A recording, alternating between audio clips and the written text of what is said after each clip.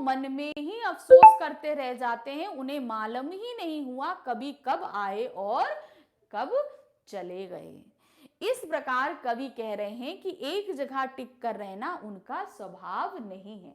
मतलब दीवाने लोग क्या होते हैं, जो आते हैं मस्त रहते हैं, बहुत उल्लास देते हैं और तुरंत चल देते हैं। तो कवि क्या कह रहे हैं कि उनका नेचर जो है वो एक जगह टिकने का नहीं है, उन्हें घूमते रहना पसंद है, इसलिए वो अक्सर अलग अलग जगह आते और जाते रहते हैं।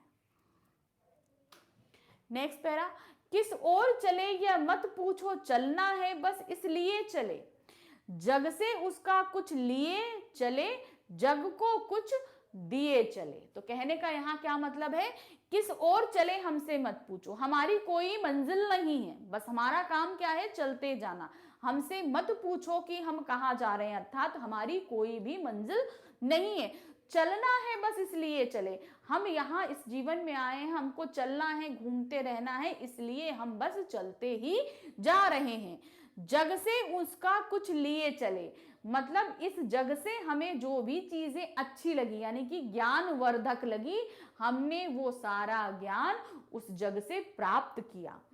जग को कुछ दिए चले, यानी कि जो हमने जग से प्राप्त किया वो आगे चलकर हम इसी जग में वो ज्ञान बांटते हुए चल रहे हैं, मतलब हम अपने साथ में लिए जा रहे हैं। हमने अगर इस जग से पाया है तो यही हम उस जग को वापस दिए हुए चलते चले जा रहे हैं।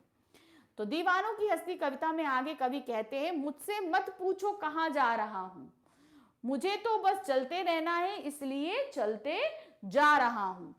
मैंने इस दुनिया का हक ज्ञान प्राप्त किया है, मैंने इस दुनिया से क्या चीजें प्राप्त करी है, ज्ञान प्राप्त करी है, और मैं उस ज्ञान को बाकी लोगों के साथ बांटना चाहता हूं। यानी कि जो ज्ञान मैंने इस जग से प्राप्त किया है वो ज्ञान मैं किसको बांट रहा हूं, इसी जग के लोगों को ही बांट रहा हूं, इसलिए मुझे निरंतर चलते रहना है।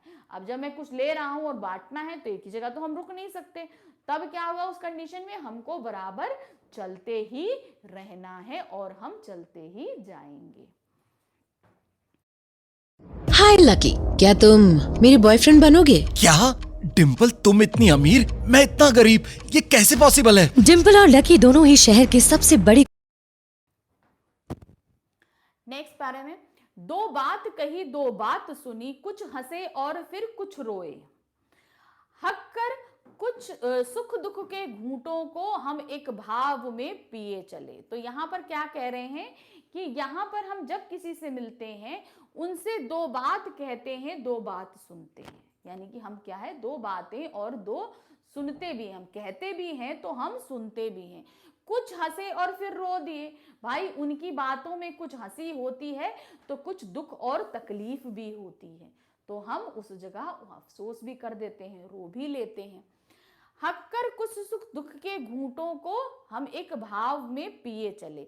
तो हमने क्या किया, हम यहाँ पर रुकते हैं तो लोगों के सुख और दुखों को बांटते हैं और उसको अपने अंदर पिरोते हैं और आगे बढ़ जाते हैं।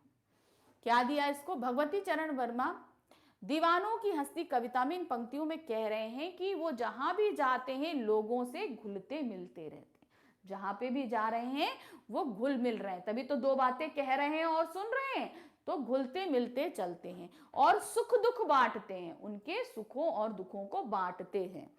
कवि के लिए सुख और दुख दोनों भावनाएं एक समान है, यानी कि उनके लिए सुख और दुख दोनों भावनाएं एक समान है, इसलिए वो परिस्थितियों को शांत रहकर सहन करते हैं। यानी कि जब वो अपनी परिस्थितियों को बता रहे होते हैं लोगों के साथ, लोग जब इनको बता रहे होते हैं तो शांत रह के उनको सुनते हैं।